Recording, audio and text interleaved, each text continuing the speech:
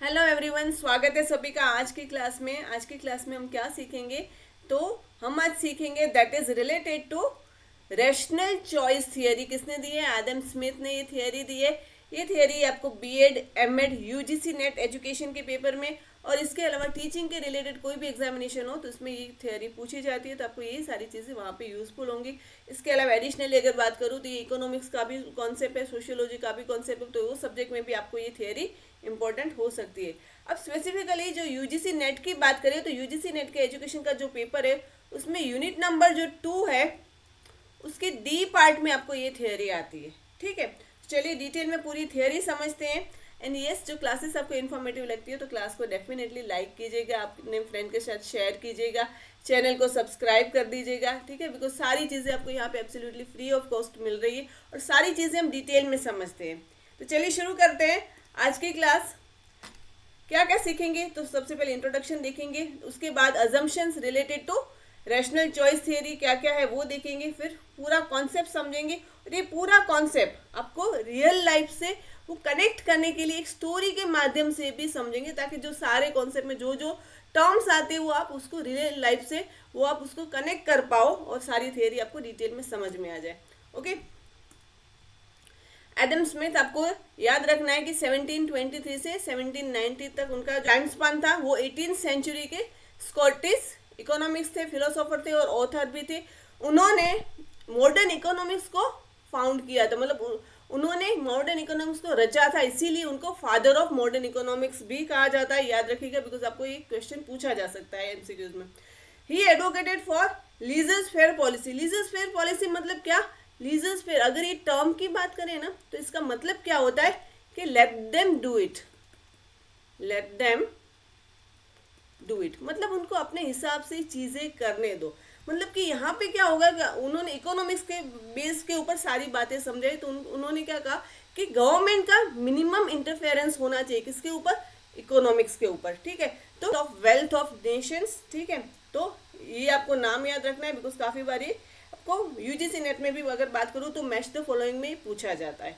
Okay, he created concept of gross domestic product, GDP का concept उन्होंने create किया था। In his first book the theory of moral sentiments, इनकी जो first book थी the theory of moral sentiments, Smith propose the idea of an invisible hand, the tendency of free markets to regulate themselves using the competition, supply and demand and self interest. तो इसकी चीज़ की बात हम पूरी detail में पूरी theory में समझेंगे, बट उन्होंने 3 बातों का जिक्र किया है। कौन सी वो 3 बातें थी? तो एक तो था दैट इज रैशनल एक्टर्स, कि ह्यूमन बींग्स जो है वो रैशनल एक्टर्स है। इसके अलावा दूसरा जो टर्म था दैट वाज सेल्फ इंटरेस्ट, और थर्ड टर्म था that is invisible hand. Okay, ये 3 टर्म के इर्द गिर्द पूरी की पूरी थियोरी घूमती है और पूरी थियोरी हम डिटेल में आगे समझेंगे। बट अगर ये थियोरी का एक क्रिस्प एक आइडिया ले ले तो थियोरी क्या कहती है कि थियोरी ये कहती है कि people make choices based on the idea that result will beneficial to them.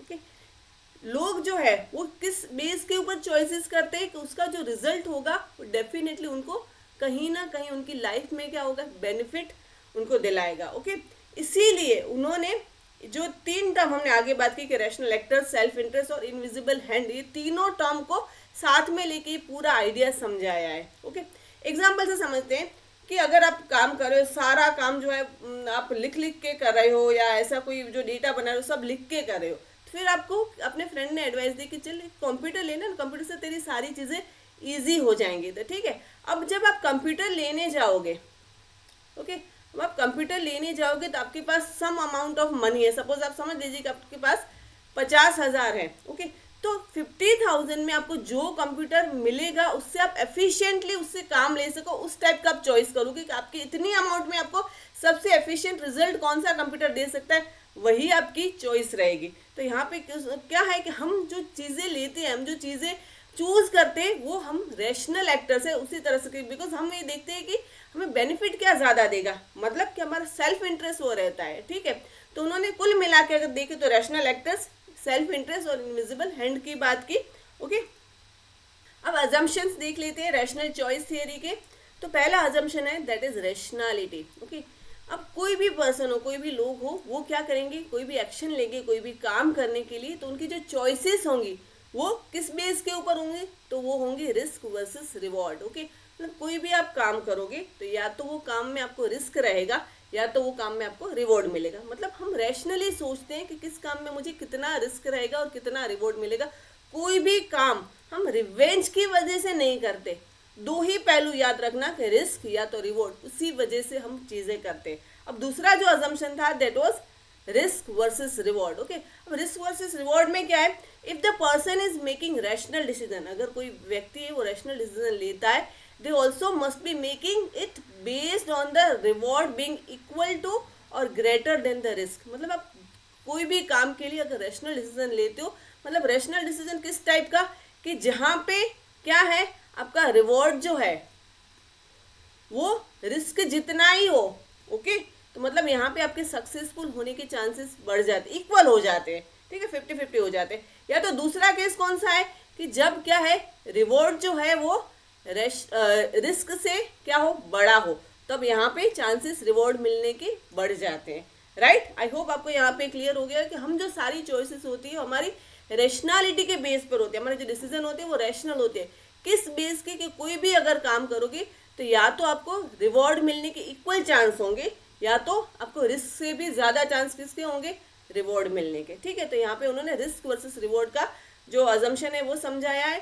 Third है that is no negative imbalance, कोई भी नेगेटिव इम्बैलेंस नहीं होना चाहिए। किस तरह से देखते हैं, if the risk is greater than the reward. अब ऐसे भी काफी बार सिनेरियो हो जाता है कि रिस्क क्या होता है, वो रिवॉर्ड से ज्यादा बढ़ जाता है। The rational choice would be not to make the decision or stop the action if it is in progress. तब जिस सिचुएशन में क्या हो जाता है कि काफी बार होता है ना, तो हर बार ऐसा थोड़ी होगा कि कोई भी आप काम करोगे तब को रिवॉर्ड ही मिलेगा। नहीं, काफी बार होता है कि चलो यहाँ पे रिस्क ज्यादा है, रिस्क का फैक्टर ज्यादा है, तब आपको क्या करना है, तो अकॉर्डिंग टू दैट थियरी या तो आपको वहां पे डिसीजन लेना ही नहीं है। Okay, not to make the decision, यहाँ आपको डिसीजन लेना ही नहीं, या तो आप जो भी काम कर रहे हो उसको क्या कर देना है, उसको स्टॉप कर देना है, वहीं पे रोक देना है। जब रिस्क का फैक्टर ज्यादा हो। Okay, the person who plows ahead even though the risk is continuing to overweigh the reward isn't acting rationally. मतलब अगर जो आप समझो कि रिस्क ज्यादा है फिर भी वो आदमी उसके पीछे ही काम कर रहा है, ओके, वही वो चीजों हासिल करने के लिए काम कर रहा है, तो वहां पे वो रैशनली एक्ट नहीं कर रहा। नाउ फोर्थ जो है assumption that is resources, it assumes that the person making decision will make good use of all available resources at their disposal and put full effort into decision। मतलब कि जितने भी resources है उसको use करके आपको वहां पे वो चॉइसेस करने, वहां पे वो सारे काम करने हैं। ओके, तो आपके पास जो अवेलेबल जितने भी रिसोर्सेस है उसको आपको जो है वो यूज करना है। ओके, तो ये जो 4 अजम्पशंस थे। अब जो पूरा कॉन्सेप्ट है that is regarding rational choice theory वो समझ लेते हैं। तो इसमें आपको 3 बातें याद रखनी है। कौन सी 3 बातें हैं, तो एक तो है रैशनल एक्टर्स, दूसरा है दैट इज सेल्फ इंटरेस्ट और थर्ड है that is invisible hand. Okay, तीनों के तीनों हम चीज़ें डिटेल में समझते हैं और इसके बाद इसके रिलेटेड जो एक स्टोरी है वो समझते हैं, तो ताकि सारा कॉन्सेप्ट आपको यहीं पे याद रह जाए। ओके, चलिए, फर्स्ट है that is rational actors. Rational actors क्या होता है कि a person who makes choice will make decision based on what will maximise their own well being. ठीक है, हम कोई भी चॉइसेस करते हैं, ठीक है, उसमें क्या हमारा मेन क्राइटेरिया क्या रहता है कि हमारी वेल बीइंग हो और अच्छी हो, इसी के लिए हम करेंगे ना। रैशनल चॉइस मतलब क्या, वी आर रैशनल एक्टर्स, तो हम उसी तरह से चॉइसेस करेंगे कि हमारी जो वेल बीइंग हो, हमें बेनिफिट हो, ज़्यादा हो, इस हिसाब से हम सारी चॉइसेस करेंगे। इसीलिए हमें जो ये काम करता है, ओके, उसको क्या कहा जाता है कि वो रैशनैलिटी के बेस के ऊपर काम करता है, दैट इज उसको रैशनल एक्टर्स कहा जाता है। Okay, this doesn't necessarily mean that they are perfectly logical or have complete information, but they make decision that seems to best to them at that time, right? काफी बार ऐसी life में situation आ जाती है कि उसमें हम क्या करें, तो इट डजंट मीन कि उस सिचुएशन का पूरा सिनारियो, पूरा डेटा, वो जो है वो सिचुएशन पे हमने पीएचडी कर ली नहीं की, बट फिर भी हम वहाँ पे रैशनल चॉइसेस लगाते हैं। किस बेस पे कि वो टाइम पे हमारे लिए क्या चीज़ सही है, ठीक है, वही जो चीज़ सोच के हम उस वहाँ पे एक राइट डिसीजन लेते हैं। इसीलिए हमें क्या कहा जाता है, रैशनल एक्टर्स कहा जाता है, राइट। बिकॉज वो जो होता है हमारा डिसीजन होता है उस टाइम के लिए सही रहता है। ओके, नाउ सेल्फ इंटरेस्ट, दूसरा जो पॉइंट था उन्होंने क्या कहा था, that is self interest. It means that the people tend to prioritize their own needs and wants while making any decision। ठीक है, कोई भी डिसीजन लेते टाइम, ओके, कोई भी चॉइसेस लेते टाइम आप क्या करोगे, तब प्रायोरिटी में किसको रखोगे, अपनी नीड्स और अपनी वांट्स। ओके, आपको किसकी ज़रूरत है, आपको क्या चाहिए, ठीक है, वही सोच आप आगे रख के आप कहीं भी डिसीजन लोगे।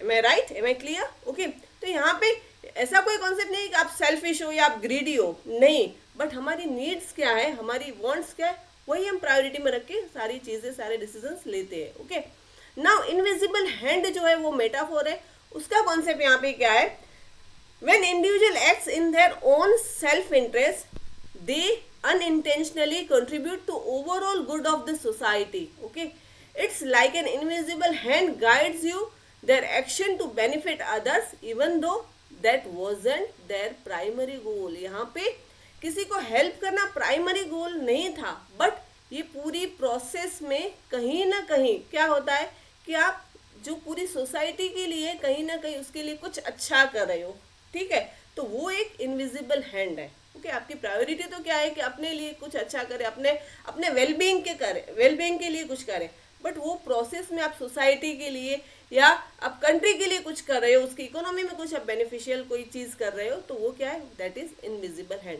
ओके, आई होप आपको यहाँ से ये सारी चीज़ें पता चल गई होगी कि तीन जो कॉन्सेप्ट है, that is rational actors, self interest and invisible hand. Okay, अब पूरी चीज़ हम स्टोरी से समझते हैं। ओके, आप एक सीन इमेजिन कीजिए कि यहाँ पे एक आदमी है जिसको बहुत ही भूख लगी है। ओके, वो बहुत भूखा है, एक हंग्री पर्सन है, बहुत ही भूखा है, ठीक है। तो यहाँ पे रैशनल एक्टर, तीन टर्म हमने सीखी, एक तो रैशनल एक्टर सीखी, सेल्फ इंटरेस्ट सीखी और इनविजिबल हैंड सीखी। अब ये जो हंग्री पर्सन है वो क्या है, तो हंग्री पर्सन आप बोलोगे ऑफकोर्स मैम वो क्या है, हंग्री पर्सन क्या है, हंग्री पर्सन जो है वो रैशनल एक्टर्स है, ठीक है। अब उसको बहुत ही भूख लगी है। ओके, तो वो क्या करेगा, यहाँ पे जाएगा, उसने देखा कि चलो एक स्टॉल लगा हुआ है, ठीक है, तो वहाँ पे वो गया तो देखा करे यार तो बहुत सारे स्टॉल्स है, तो वो क्या करेगा कि उसको भूख लगी है, बट उसके पास जितने भी पैसे, उसमें उसको मैक्सिमम अच्छा खाना कहाँ से मिल जाए, इकोनॉमिक रेट में उसको खाना कहाँ से मिल जाए, वो उसकी प्रायोरिटी होती है। तो एक तो रैशनल एक्टर, यहाँ पे क्या हुआ, एक हंग्री पर्सन हुआ। अब यहाँ पे आप देख रहे हो कि दो ठेले वाले लगे हैं। ओके, अब वो क्या करेंगे कि ये जो वेंडर्स है, ठीक है, वो अपने कस्टमर को अट्रैक्ट करने के लिए वो कोई ना कोई ऐसे वो मतलब क्या स्कीम लेके आते कि चलो आज वेडनेसडे है तो एक पिज़्ज़ा पे दूसरा पिज़्ज़ा फ्री है, ये है। तो यहाँ पे दूसरा जो रैशनल एक्टर है वो क्या हुआ, तो दूसरा जो रैशनल एक्टर है वो हुआ वेंडर।